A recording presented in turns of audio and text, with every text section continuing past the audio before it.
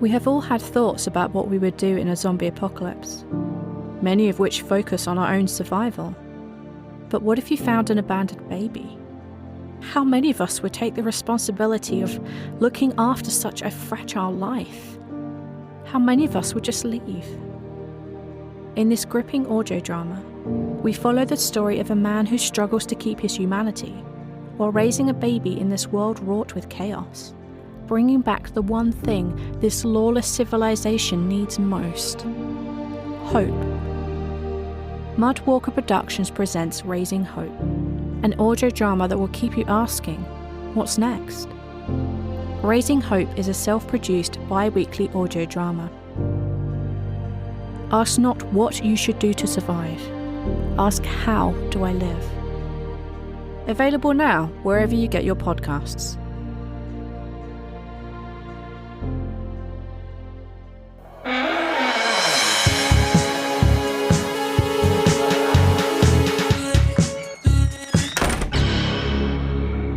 Stephen King invites you to venture deep inside the caverns below the old Bachman Mill, You're not thinking about going down in there. where a secret lies long forgotten by any living soul. Just ain't no job worth this. Welcome to the latest episode of the podcast That Wouldn't Die. I'm your host, Kevin. With me, as always, is Aaron. Hey. I don't even know what was up with that. This week, I'm half dead. like, you're a zombie? What do you mean you're half dead? What's I going guess on that with would be Nightbreed, I guess, if you're half you? Are you dead. Nightbreed? Nightbreed. I'm at that time of the year where I just bought 3 lottery tickets and I'm done. Done with I'm the school done. year? Don't I'm tell done the with the parents. school Don't year. tell the students.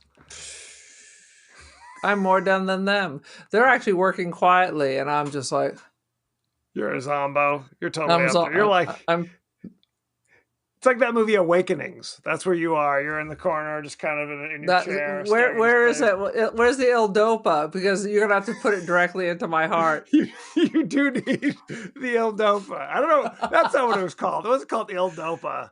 Yes, Sounds like it an was.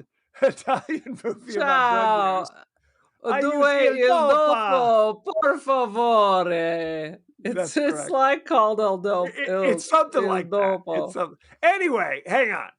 This week on the podcast That Wouldn't Die, we're discussing the I immortal... type in Il Dopo and it comes up with an IT, so maybe that must mean something in Italian. It's something. It's something. Stephen King's Graveyard Shift, starring a bunch of randos that you are not going to be familiar with. So you have that to look forward to. Each week on the podcast That Wouldn't Die, we discuss guilty pleasures and forgotten classics of the horror and sci-fi genre with a comedic twist. Aaron, I usually ask you how you're doing, but I think the world knows now how you're doing. You want to take Il Dopa. Well, apparently, yeah. Oh no, that's all in Italian. Il Dopo means after. But I was trying to figure out what the hell the Parkins... I'm El Dopa, not Il Dopo. Il Dopa. L, the Awakening. letter L, Dopo. So I was close enough. I think it's Dopa. It's kind of, the Italian works because it's after. Before you're in a coma, and then after, hopefully you're not. L, the letter L, hyphen D-O-P-A. Didn't I just say that? I gave you the L like a loser like symbol. This is for Right. our Patreon members who see us on video. We do not have a Patreon, by the way. So, But now I think we should, just for shits and giggles. Just You need for to our research amusement. that. So what else is going on with you, Il Dopa? I will do a video of my barefoot stepping into weird things if you join our Patreon account. That's on my soap opera right now. They're earning money to pay their whatever British bills they have, and there's a site where they just take pictures of their feet. This is currently happening on My Stories. There was a quasi scandal several years ago. The head coach of the New York Jets they found like videos online of him and his wife. Like he's like a foot fetishist. Yes. Where it was like, but it wasn't like pornographic, but it was like you got the sense it was heading in that direction. Like, here's a woman with her feet outside the window of her car, like in a park, and he comes up, Mhm. ooh, I have to say, I love your feet. And it kind of went on in that way. And it was the head coach and his wife. This thing, they're adding a little spice. And they're posting these videos? I don't know what the story is. Is it one of the Nannygate situation? It was something. Quite frankly, if people want to pay me thousands of dollars, I will put my foot in a cake. So I'll put my foot in the cake. But then there was like a high heels and wieners. Yes, No. well, that's something else. There was a wide receiver for the New England Patriots who, like, before the game against the Jets, started making like kind of innuendo. He's like, "Well, we want to put our best foot forward. You know, it's not something where you just want to dip your toes in it." You know, it was like a lot of. I love it. He got fined. So for saying he didn't want to dip his toe into it. He was allegedly talking about the game plan. You know, Right. but he'd spent some time coming up with some zingers, clearly. And I enjoy it. Love it. Love it. Thank you. You can Google it. It's good times. Maybe I will. Good times. Okay, so Aaron, give us your 30-second synopsis of Stephen King's Graveyard Shift. Hillbillies don't like rats, but they're not rats. They're rat bats, but rat bastards. Is half rat, half bat breeding, like some kind of like a slug or a bee queen, and it's all disgusting, and it doesn't make any damn sense. And homie thinks, who plays the foreman, thinks he was trying to get his EGOT with this, trying to make up some crazy New England accent when clearly nobody else in this small town in Maine has any freaking accent. They're all over the place. But homie thought he was going in for his award. He's like, you know what? It's not the movie, it's the acting. Oh, no question. There was no small parts, only small actors. Mm-hmm. Well, he proved that to not be true. There are small parts and small actors. Correcto. I have to throw a little notice here. Our buddies at The Horror Returns invited us on to talk about this in one other film, so they're to blame. And as you know, faithful listeners and watchers, we're not going to leave any meat on the bone. Okay, we're like double dipping. We're the Native Americans who use all of the Tatanka, if you will. So that's how we're doing. Did you see Dance with Wolves? Like 300 years ago. That's what Costner in it. You know my thoughts on Costner. That is true. Is it like Minnetonka? What are the Tatanka?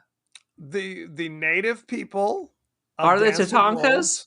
Referred to the American bison as Tatanka. Oh, and so they use. So is Minnetonka? Does that mean they're like small bison?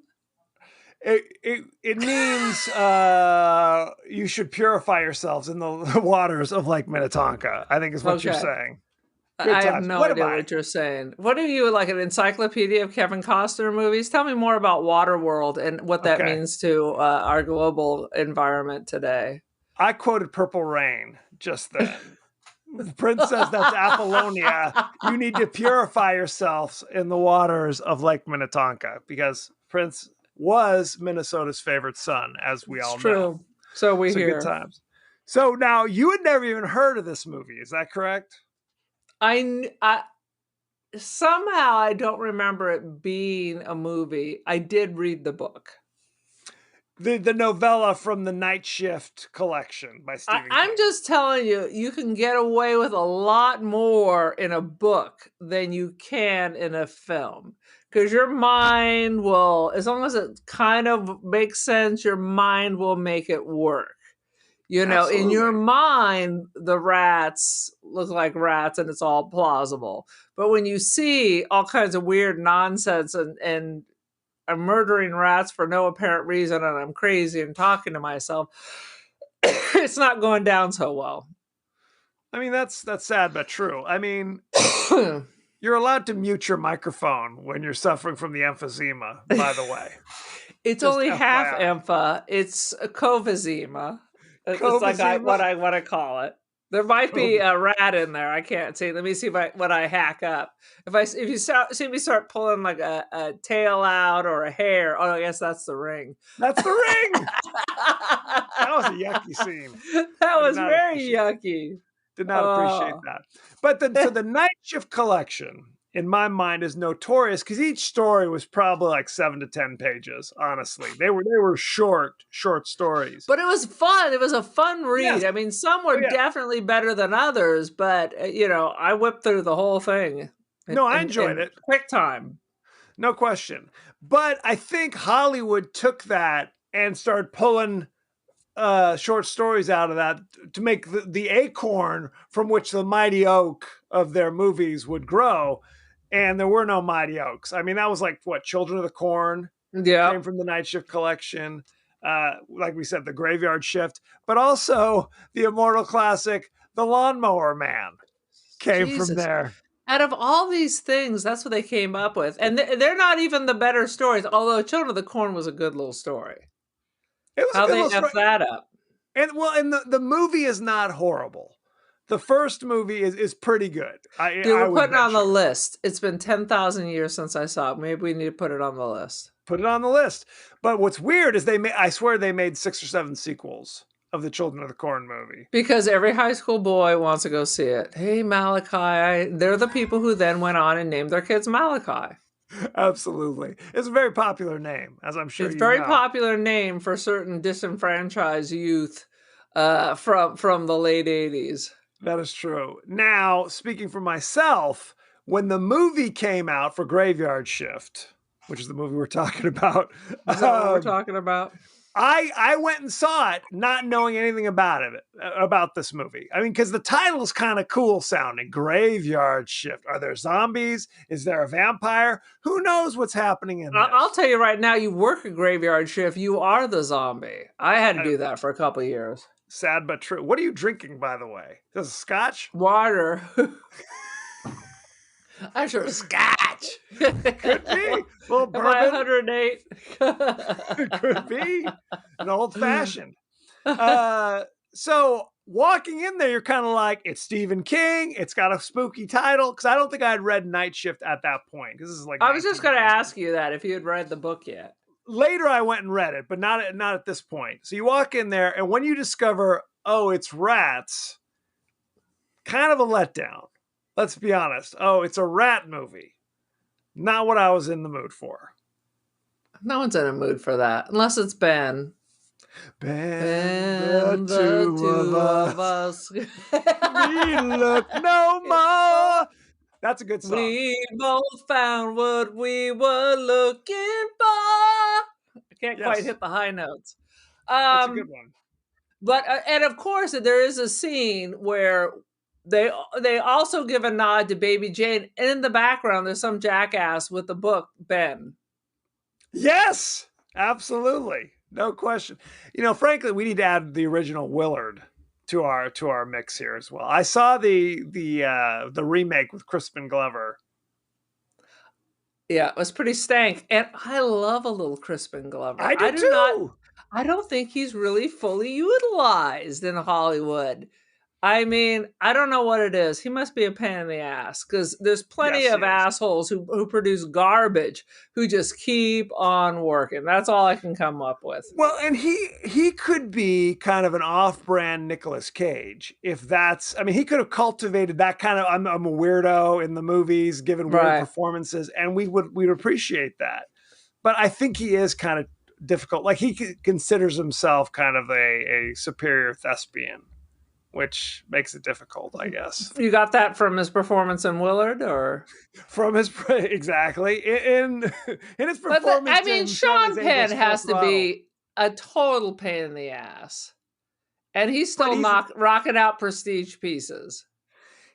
This is okay. True. He's a little higher. He might be a click. He's For sure a click above, but He's a much better actor, but if you notice, he's doing a lot of straight to streaming these days.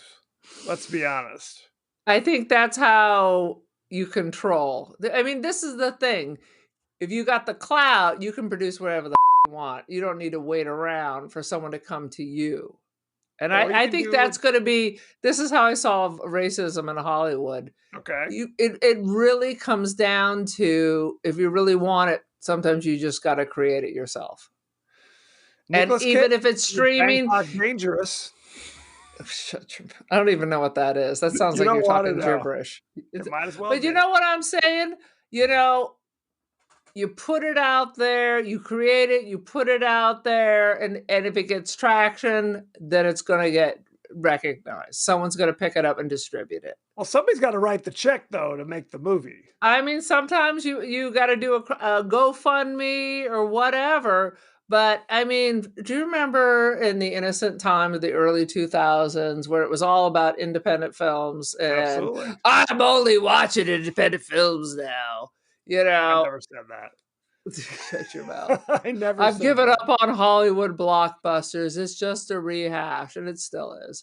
But I mean, you get your iPhone, you get a stabilizer, you come up with a story, you put your shit out there, and if enough people watch it, you're going to get picked up. And maybe that's what it has to be. Because the Hollywood's just doing Marvel 25, DC 78, and anything like that. It's true. They want that pre-existing IP to sell to China, basically. Very upsetting. So your Sean Penns and Crispin Glovers just get lost in the shuffle. It's a very sad situation. Let's Crispin, get back. We're rooting for you. We're rooting for you, brother. We're rooting for you. Let's go to the highlights. Hang on. Before we do that, I did watch Babylon, and you know who's in Babylon? Crispin Glover. Eric Roberts, our other unsung hero. Eric Roberts. Eric Roberts. I know. I love Eric Roberts. Also underutilized. But he does make a cameo in that train wreck. Eric Roberts, since now we're going down this road, he's happy to be in because he was in Dark Knight. He was in the Dark Knight as a mafia kingpin. Gives a good performance. Yeah. Doesn't go crazy. But you can also find him in such films as The Specialist with Stallone and Sharon Stone, where it's kind of an erotic thriller about a bomb maker. And James Woods is there going crazy.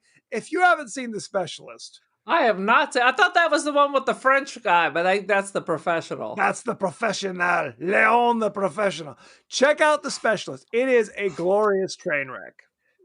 All sorts of off-the-wall performances. Rod Steiger gives an offensive Cuban performance. He's supposed to be Cuban, Rod Steiger. I'm going to repeat that. He must have been 172 years old. 172, giving a horribly offensive Cuban accent. So check it out. It's hilarious. Good times. Worse than Jared Leto in House of Gucci? It's that level, if that's what you're looking for. House of Gucci. Anyway, Graveyard Shift. Let's go to the highlights. Aaron, you start. What do you got? Anything? The highlight is when, like I said, they're at the diner. It's a town of weird hillbilly racists against drifters, and they serve him a platter. Because when was the last time you were at a diner where they had one of those dome lids? You knew immediately what was going to be on that. It was a rat on like lettuce leaves and sliced tomatoes. It ain't lobster thermidor. That much we can guarantee.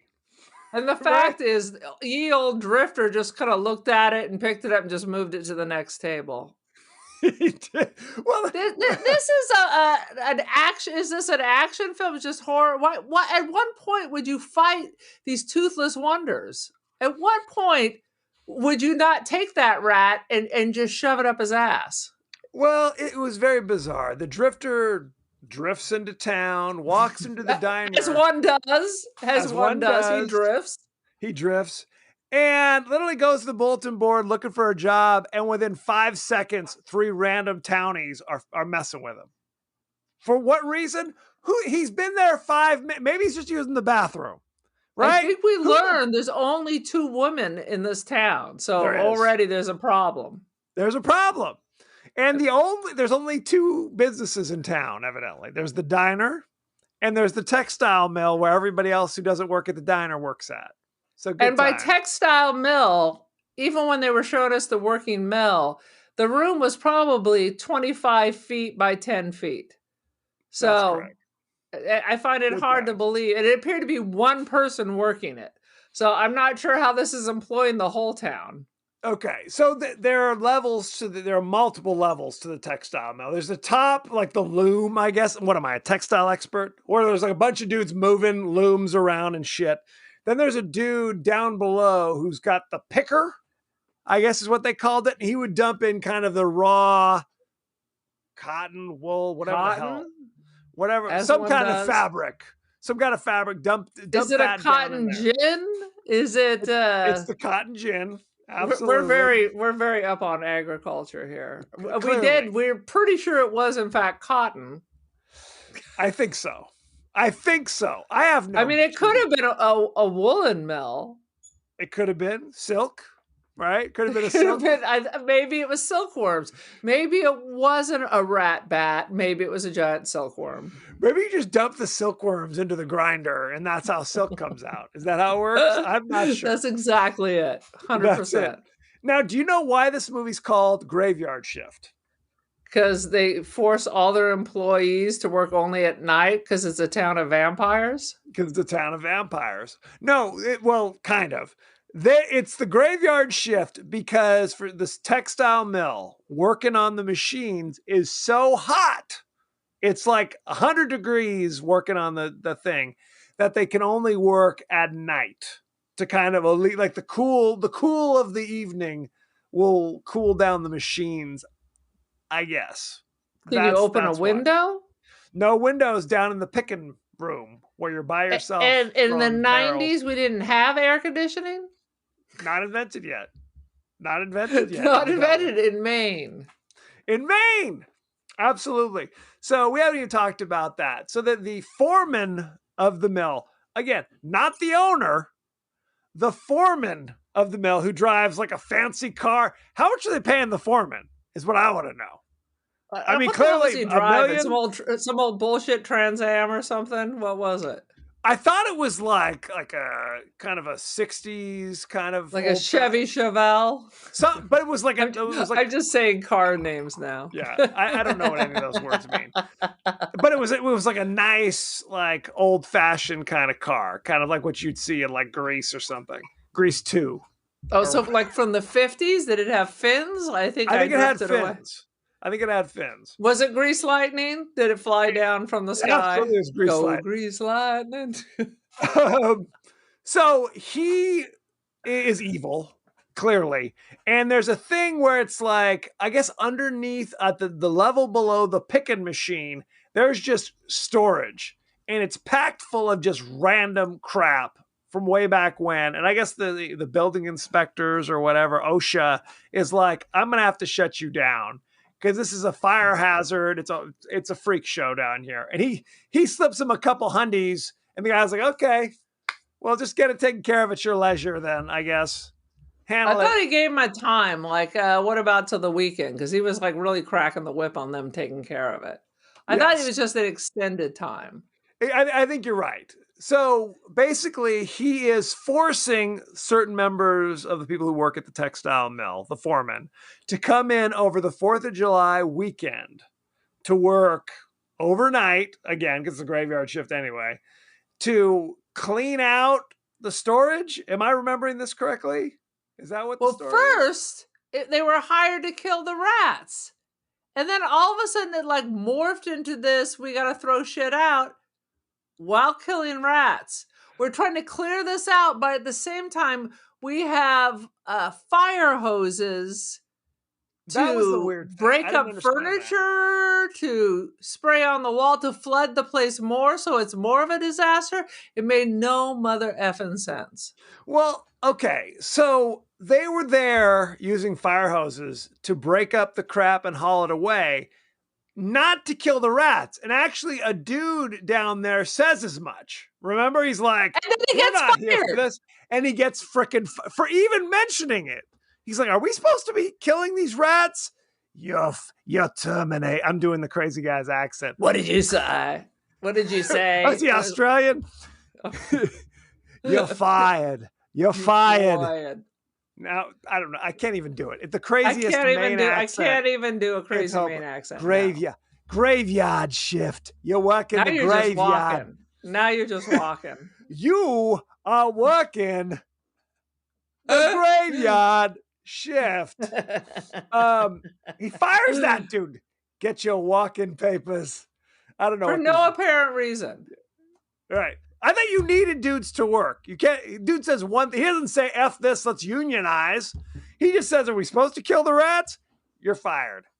Clean up. Get out of here. And no discussion about the people who actually died by falling into the mangler. Well, and that's so people have died. We know that multiple people have died in this.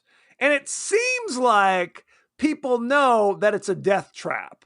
Because at one point, the foreman is like, secretary, you're my personal assistant. Now you're also working down in the dungeon. Because you won't put out. Was that what it was? Or was it she thought they had a thing going and he was still tossing her down to the It was pit? very undetermined. He was like driving hard at her at work while she seemed to be like, no. Well, then there's two chicks. There's two chicks. Right. But the factory one was the one it like he was all handsy with. But then at the same time, she was trying to push him away. Right. And then all of a sudden, she's offended because they had a deal that she wouldn't work down there. I mean, it was very confusing. Well, there was two chicks. There's the one girl who worked like with the textiles and shit. And then like a secretary chick. And then there was the secretary in town. That's correct. So you're right. The one textile girl who eventually shacks up with the drifter briefly, he gets handsy with her. She says, hell no. So now she's working over 4th of July weekend down in the pit. But he also put his secretary's name on the list. And she thought that they had a thing going. So she gets pissed off and grabs an axe and starts smashing his car. And he's about to punch her when the drifter steps in because he's a man of honor. Like, you can't do that. Well, there's like 30 other townies just sitting there watching going, I wonder what's going to happen now. Where do we even get the word townie? That is not a West Coast thing. Is it from too many S.E. Hinton novels? Yes. That's exactly what it is. Because in California, we don't have towns. There's no towns here. We have cities. We have cities. So we don't have villages. We don't have towns. We have unincorporated areas. We do. But that's about it. I don't know what the euphemism would be for those people, but that's neither here nor there. So she smashes the car and then I guess she gets fired which I guess makes sense. You can't smash the boss's car with a fire axe and keep your job. I guess that makes sense. Well, it did seemed get like her an out of working overreaction. in Ratville. She was the smart one after all. But that's what I'm saying. Did she, because like I think we talked about this before, where she was like, I know things. I'm going to tell people but what you're doing, big guy. And we don't know. No one knows what that was. Yeah, there's never any. What was he doing? Was that his still? I don't even think that was his still. It all seemed very. So what was he doing?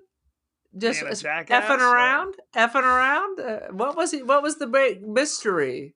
Well, what was it? Okay, there's also the exterminator guy. So maybe it ties in with this guy where there's a big scene where he's like pumping water through the pipes and blowing like old dead rats out into the groundwater. It's kind of like that movie. Is that the big secret, that we're moving rats from here out into the river? I think it could be. I mean, it's hard to know. Like, they're polluting. I think we're supposed to think maybe that's what it is. Because then later the boss blackmails the exterminator saying like, hey, you didn't, clean up those rats properly. You just dumped those in the county aqueduct. So now, hey, you got to do some free exterminating work for us. And there you honestly, he go. did about 2 minutes worth of work. He did the most jackass version of trying to get rid of rats that I've ever seen. First of all, why don't we clean all this shit out of here, and then I'll get rid of the rats. Step one is clean up the crap. Don't have like mountains of crap down in the sub Oh yeah, basements. it looked like the, oh my god, what's the name of that factory that burned down in New York because exits were sealed? Like at the turn of the century. I don't The remember. the triangle shirt factory. So Oh, it yes. was like where the emergency exits are bolted up. They're storing stuff on the staircases. I mean, that's what it looked like. Anybody, Absolutely. and they were all smoking. So just the wrong flick of the lucky strike, and that place was the town's gone. Right. It's It detonated like the hell. Hindenburg, basically. Yeah, I mean, and that's the thing. He's like, so we're cleaning out the sub basement. You never see anybody hauling shit out of the basement. It's never like, oh, hand me At those one chairs. scene, they were taking papers out of a box and putting it into a different box. Yes, they were like Nothing- sorting. There was a lot of sorting going on, but nothing How getting do hauled they away. know? These are all like old records. How would they know what to keep? They're like putting them in different piles. What? Meanwhile, dude with a fire hose is spraying everything. So how do you differentiate between spray this, don't spray that? Right. At Makes one no minute, sense. he's looking at this roll top desk. It's beautiful. Next minute, he opens up. It has like 5 rats in it. Of course, it has rats in it. There's 1,000 rats here. And so they turn a fire hose on it and break it into kindling. Just destroys it. I mean, So now you gotta pick up scraps? Yeah, that's a much better plan. Do you think the fire hose is there just to break up things into smaller pieces? Is that what you think? Because I had no idea. No, because the dude seemed to be focusing on the rats. He was literally doing nothing but spraying it at rats. So this was their version of killing rats. What a ridiculous plan. This is stupid. Stupid. This movie So sucks. then, while they are in the sub basement moving shit around ever so briefly, they find another trap door that leads down even further into the bowels of the earth. It's almost like they skipped past the level because on the way back, I'm totally confused because there was the level where it used to be one of those old mills that was generated by water, Hydroelectric. Right? Well, it's not electric. It was physical. The water turned. Oh, yes. You know what I mean? There was the big wheel. But then there was another level with just had a still. Did you remember? I mean, what the hell was that? They're like, oh, there's just a still here. Just random shit. Just random bullshit. And they're like, we're going to use this to burn the rats out. Well, then if you're going to light fire to the mill, why don't you just do that? Because quite frankly, it seems like it'd be cheaper to burn that rat trap down and rebuild. Might as well. Especially at this point, you're literally going to take all the hooch and turn it into Molotov cocktails. The hooch. And the sub basement is flooded. And probably because the dude's fire hose. Let's be honest. I mean, it's a goddamn freak show. So we haven't even really talked about it. Early on in the movie, like the opening scene, some rando is using the picking machine, dumping the fabric or whatever in there. And he turns around and there's 1,000 rats. And he's just kind of like watching him. He's just kind of like, well, that's kind of a pain in the ass. Throws one of the rats into the picker because he's a dick, I guess is what it comes down to, a weird freak. First of all, he's picking up a wild rat the size of a small cat and having a whole conversation. Yes. Yeah. It was so stupid. Let this be a lesson to all of you. Yeah. He tossed one into the picker as a warning to the rest. And then a shadow comes up behind him and knocks him into the picker. So that's the end of that dude. I mean this is being, when it gets upstairs, it's going to be all bloody. Like no one's going to see that. I mean, this is something that's this shit. Right. Everyone would know there had been a murder of some sort or an accident, maybe not a murder. And this is like the Acme Linen Company known for their weird discolored thread. It's With all John. the color of old dirty underwear. Only the finest. in Only Maine. the finest. And again, who's cleaning the picker machine of the viscera? There's no scene where the cops are investigating, So fucking right? stupid. Like, oh, damn, we better get to the bottom of these untimely deaths. Later in the movie, they discover the giant bat rat creature's lair, and there are literally 10 feet high of just bones, piles and piles. Like, what, 100,000 people were killed in this town over the Oh my years, and no one God. noticed. I mean, why does the mill have to be attached to a cemetery? First of all, what's that about? Yes. Why is the exterminator digging through graves to get to the mill, out of the mill? What the Defiling hell? graves, yes. What the hell? What is eating all that? I mean, quite frankly, they're like whole like torsos with a Whole head torso. attached. A Are full the rats? skeleton.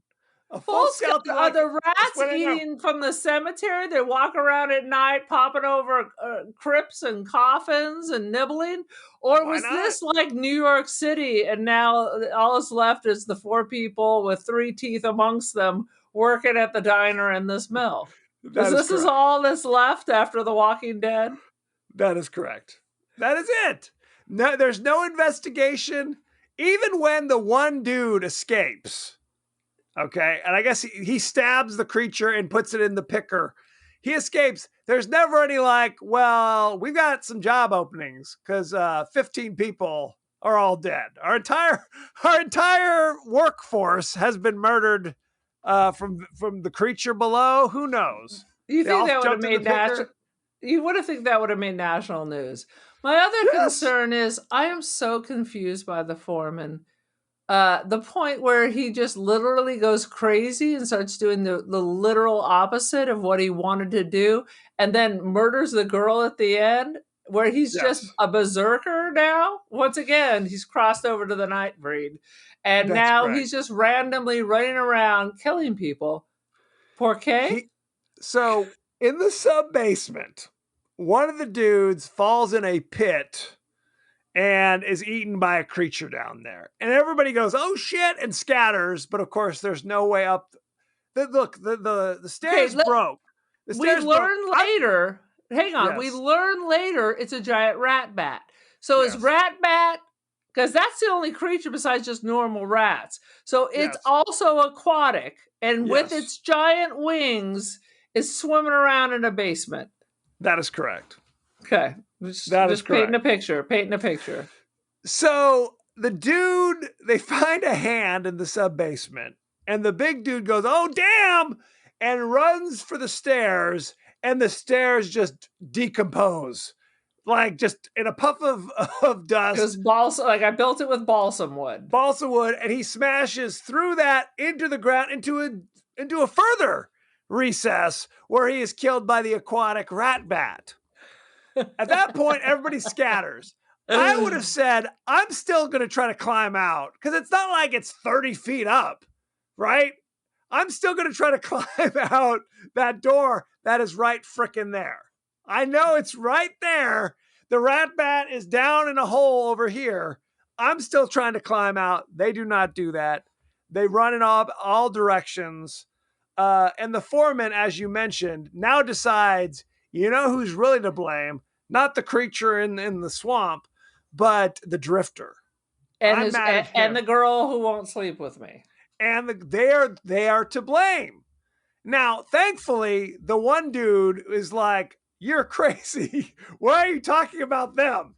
That makes sense. He literally, like Mr. Roper, he turned to the audience and goes like, "I know this makes no sense. I am the audience advocate. I acknowledge it makes no sense, but I guess it is what it is at this stage of the game." So, I good love times. a good Mrs. Roper reference. Thank you for that. Absolutely. It's a Mr. keeper. Roper.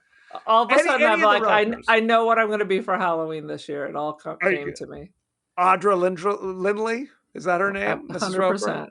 100%. I'm ordering the wig. I already have the caftan. You gotta have the moo and a lot of like plastic bracelets all over, up and down your arm, and big crazy earrings and a Fantastic. necklace. Got to do it, no question. Standard. Let's see. Anything else we want to talk? We barely spoken about Brad Dourif. Brad Dourif, the star. As a cameo as the crazy exterminator. You might know him. He was in One Flew Over the Cuckoo's Nest back in the 70s. But around this time, he was more famously known as the voice of Chucky. He was Chucky in the Chucky movies. So good times. He's bringing some crazy to this role. This was Okay, a first Crispin of all, Glover level. he's always performance. bringing the crazy. Let's just be straight. Absolutely. When's he not? But tell me when he's not bringing the crazy. There's the one role he was calm and cool and collected. No, that has never happened. No. It's one layer of crazy after another, but he is dynamite. Dynamite. Are you surfing the internet? What are you doing? No, I'm looking over at my notes. Okay. All I kept thinking of, and then he just goes off on this whole like Vietnam thing. I'm like, oh, you know what? This is how you know it's like an 80s movie. Contemporary movies do not go wax on about Vietnam and the Viet Cong ad nauseum. Because everybody's too young.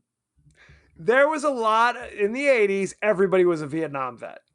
Everybody was a Vietnam vet as far as if you were a drifter, if you were crazy, if you were this, there's always a Vietnam backstory of why you are the way you are. No question. And the Viet Cong, he was inspired by the Viet Cong to become a rat exterminator based upon his experiences in the Nam. With his description of Viet Cong rat torture, all I could think about was American Psycho, because it was a very similar story, except it was someone's cooch instead of your side. Don't ever read him. Don't ever. Man. No, it's the book. It's not in the movie. American Horror Story? No, I said American Psycho. American Psycho. Yes, I will never read that book. Excellent movie, very disturbing book. It's yucky. Well, they also did that in a scene in Game of Thrones as well. There was that where they were trying to get information about the Starks or whatever. Oh, I mean, let's be straight. The idea of the starving rat pressed up against some part of your body, even I think in some of the Hammer films, it's a very popular thing. Oh, it's not a good thing. It's not a good thing. And then we haven't even talked about over the closing credits. There's the Bizarro remix rap song. Dude, we gotta find that. We gotta find that. We need to put that on our site. It is so ridiculous because it's like literally just highlights. Like they grabbed a bunch of like dialogue from the movie and turned it into a crazy jazzy remix over the closing credits. And I was saying I had not seen this movie since 1990 when I saw it in the theater, but I remember that song 30 years later. Can you hum a few? No. I didn't remember the details, but I just remember Graveyard Shift because they kept saying it over and over in the crazy accent. It's totally like that crazy spoken word song about 10 million people were killed in Vietnam, and remember that song with all the statistics? No. Oh fucking hell. That doesn't sound like a toe tapper. I'll tell you what. Sweet it was Jesus. a thing. I can't think of the name of it. It was music with just like these facts about Vietnam. I think it was from the 80s.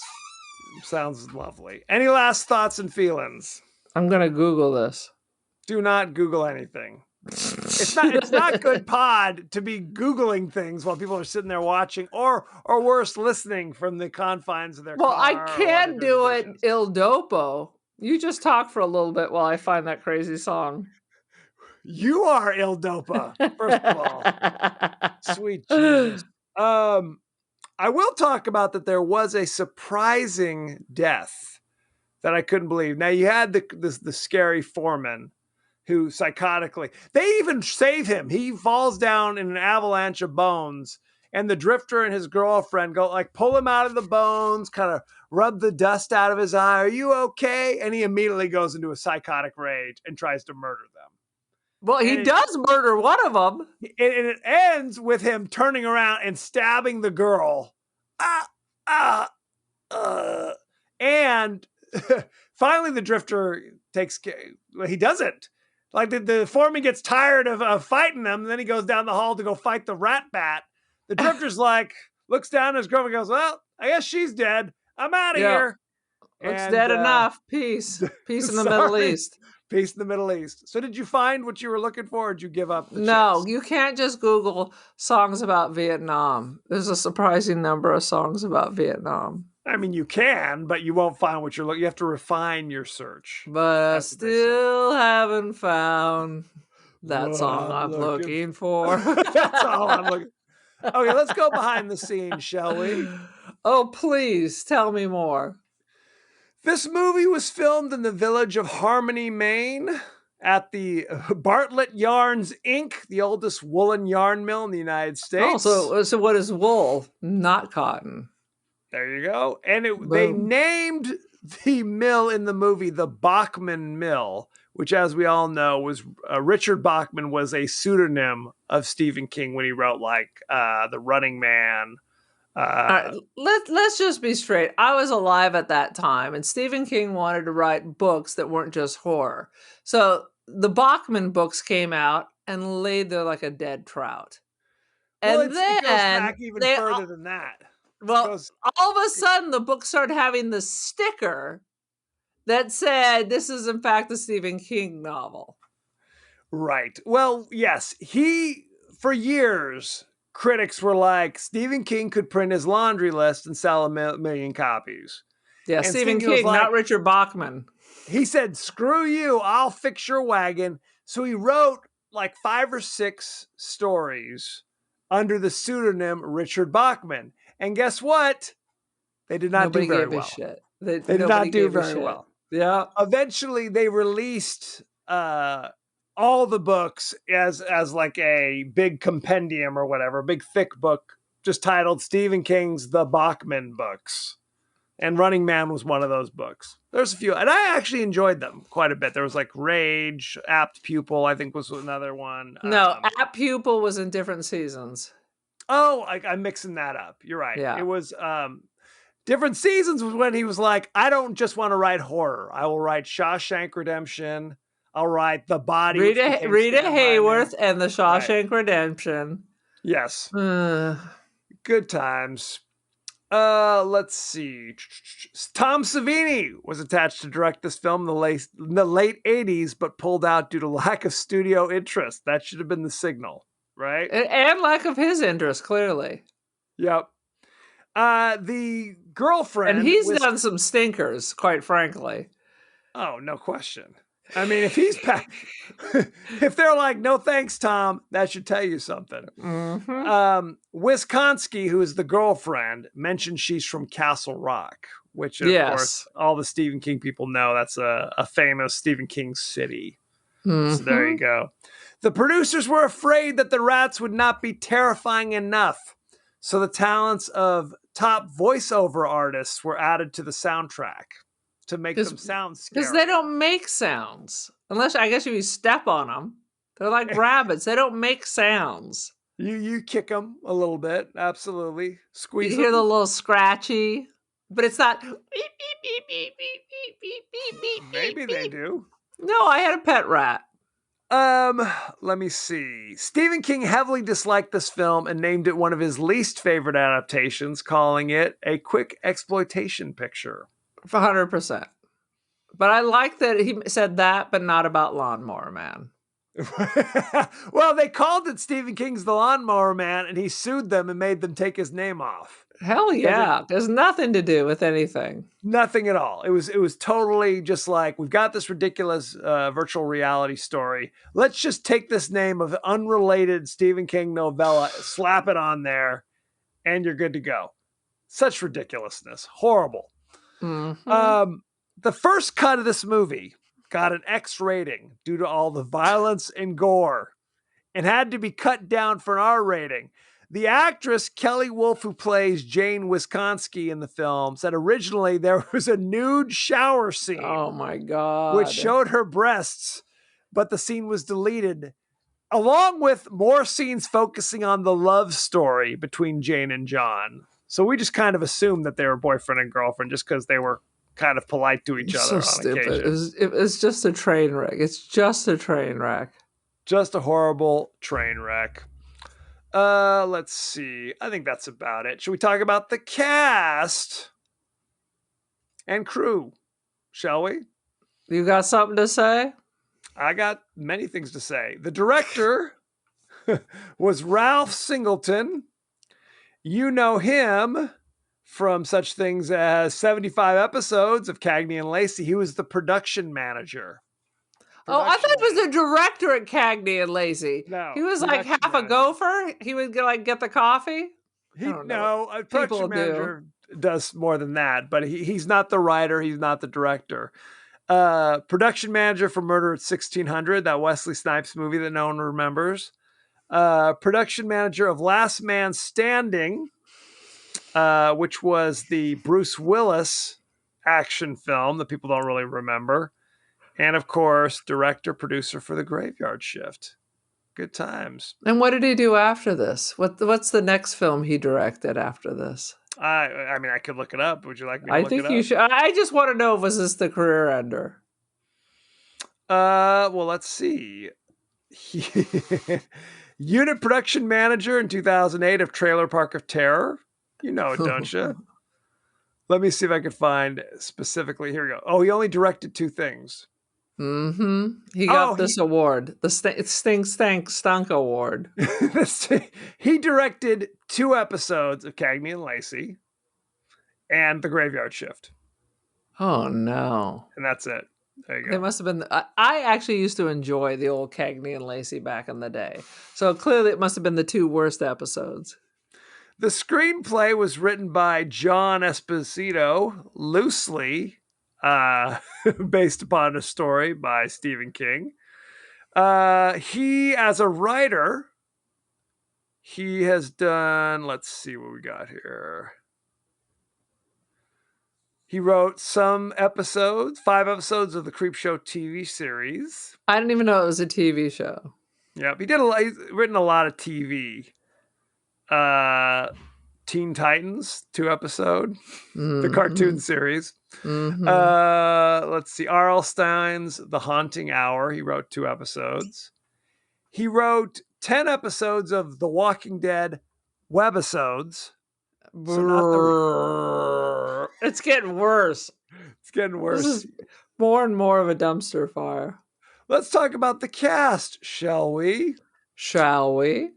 Let's see. Dave Andrews played the main character, John Hall. I'm sure we don't even remember that the main character's name was I don't John even know Hall. any of the characters' names. The Drifter. There's the Drifter and the Foreman. And then there's Secretary Girl and Flashdance Girl. The end. That's correct. He was in Terminator 3 Rise of the Machines as Robert Brewster. He was in Apollo 13. I don't even think I saw that. I just announce every time I see those robotic dogs, it's the Rise of the Machines. It's happening. Absolutely. Honestly, as we all know, every Terminator movie after Terminator 2 is dog shit. So it's not even worth thinking about. Okay. He played Pete Conrad in Apollo 13. He's an actor I've seen in other things. Never saw that. He's a working actor, let's call it that. He played Scooter Okay. Libby in Fair Game. Oh, I wonder if I saw that. He Sounds was familiar. Sam Treadwell in Cherry 2000. You know, Is that a porn? What kind of a Could name be. is that? I'm not asking. Don't ask, All don't right. tell. All right. Kelly Wolf played Jane Wisconski, ostensibly the girlfriend. You know her from Graveyard Shift. She was in something called Margaret. Oh, she was she was Lyle in Less Than Zero in 1987. So you can go back and watch that and you can see her. Oh my God, that is the worst. And she was in 2 episodes of Grey's Anatomy.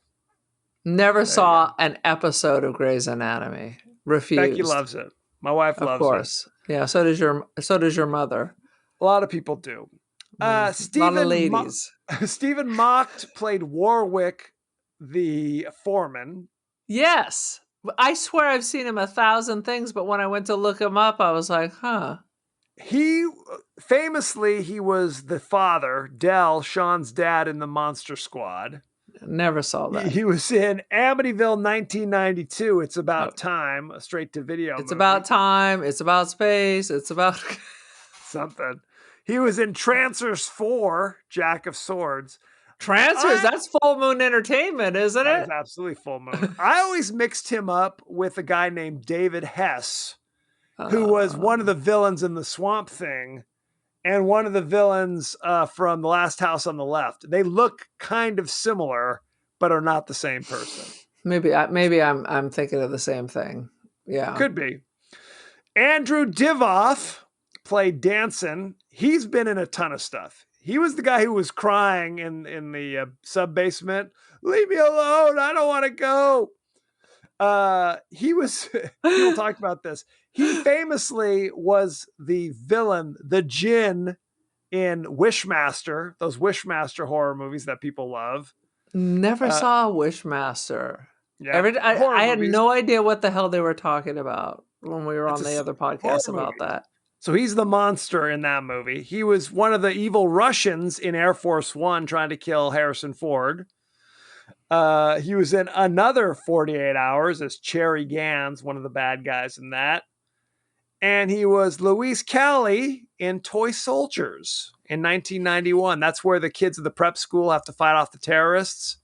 You know. Oh, I might have seen that. That might would have been one of those, like, I've already seen everything at the video store, so what's next here? That's pretty much it. And of course, Brad Dourif played the Exterminator. No other name necessary, clearly. You know him for Billy Bibbit and One Flew Over the Cuckoo's Nest. Yep. He was Wormtongue in The Lord of the Rings, The Two Towers. He was Peter DeVries in Dune in 1984. See, good time. He was also his name should have gone over the title. No question. He was also Deputy Clinton Pell in Mississippi Burning, one of the racist police officers in that movie. He was also in... Yeah, that was an upsetting movie. Just a little upsetting. Yeah. He was also in Exorcist 3. If you haven't seen Exorcist 3, it is off the wall bonkers, but also amazing. I've never seen Exorcist 2. I feel strongly you just need to stop at number 1. That is sad but true. Let's talk about... What about Rosemary's Baby 6? How come that didn't spin off 10,000 crazy bullshits? I always talk about Psycho came out in 1960. Yeah. 22 years later, Psycho 2 comes out. Okay. Is that the Anne Hesh and Vince Vaughn? No, that was the reimagining remake from like the late 90s. Where we learned that it's just not a matter of making it shot by shot, because it was not good. It was not good. Let's talk about the rating, shall we? Rotten Tomatoes. No rating. Only 7 reviews, none by top critics. So I'm not even gonna dig through the randos. I'm not even gonna say it's no ratings. I think the rating is 0. They couldn't put enough energy to give it a 0. Not one top critic thought it was worth their time to check it out. So I'm not even gonna deal with that. What do you think the audience score was? 15. 23. Close. 23%. What is your rating? I think in the world of graveyard shifts and cannibal holocausts, I have to put Cannibal Holocaust above this, only because I was never really sure what was going to happen next. Versus Graveyard Shift, where you weren't exactly sure, but you also didn't really care. Right. I stick with my solid 1 rat placed in an orifice by the Viet Cong out of 5. It always comes back to some orifice work with you. It's all orifice action. I gave it 1.5 crazy aquatic bat rat things that fall in the picker and get and no one cares.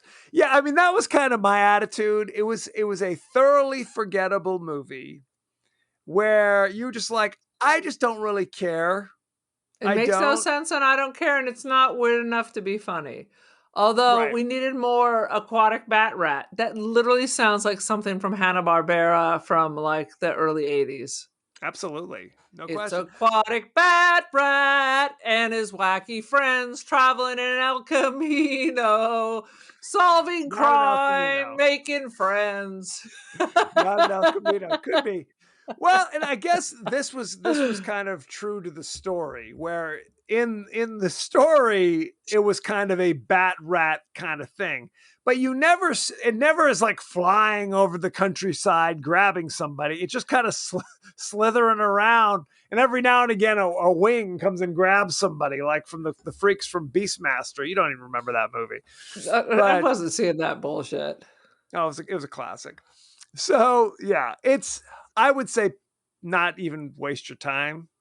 Don't even waste your time. Not worth If the you're effort. curious, get the Stephen King short story collection, Night Shift.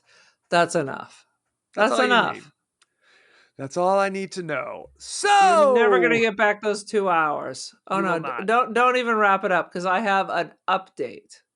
Give me your update. Remember when we did the Grace Slick film Vamp? Grace Jones.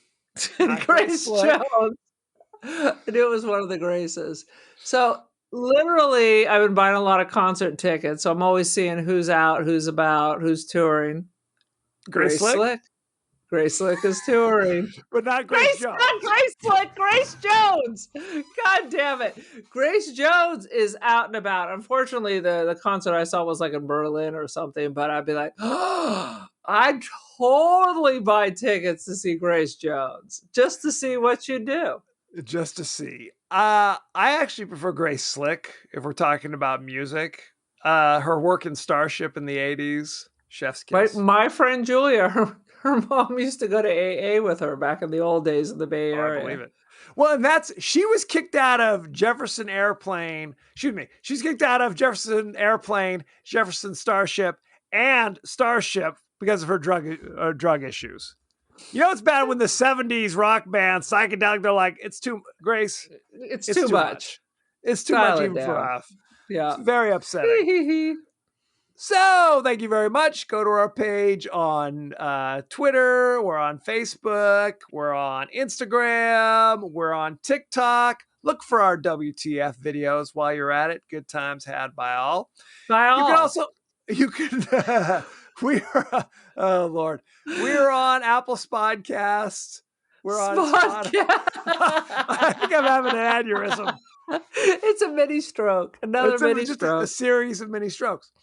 We are on Apple Podcasts, Spotify, anywhere the finer podcasts are available. You can also email us at the podcast that wouldn't die at Gmail. Make sure you rate, like, review, share the good news. And Aaron, what's your social media biz? Much media. I'm on the Insta.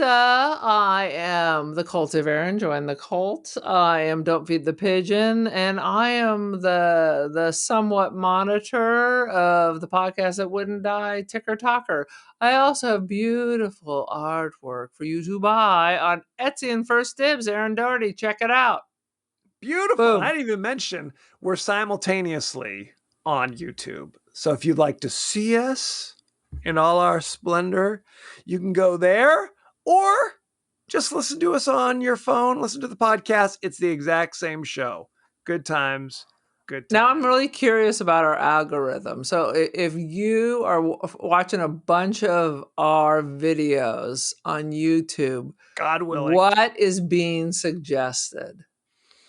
I imagine it's a lot of 4chan. 4chan, a little QAnon, a little dark a web. little Holocaust deniers. What else? Well, that's just basically if you use YouTube, that's everybody's algorithm. Very sad. Very sad. Next week, I forgot to tell you, we have a fake Elon Musk following us too.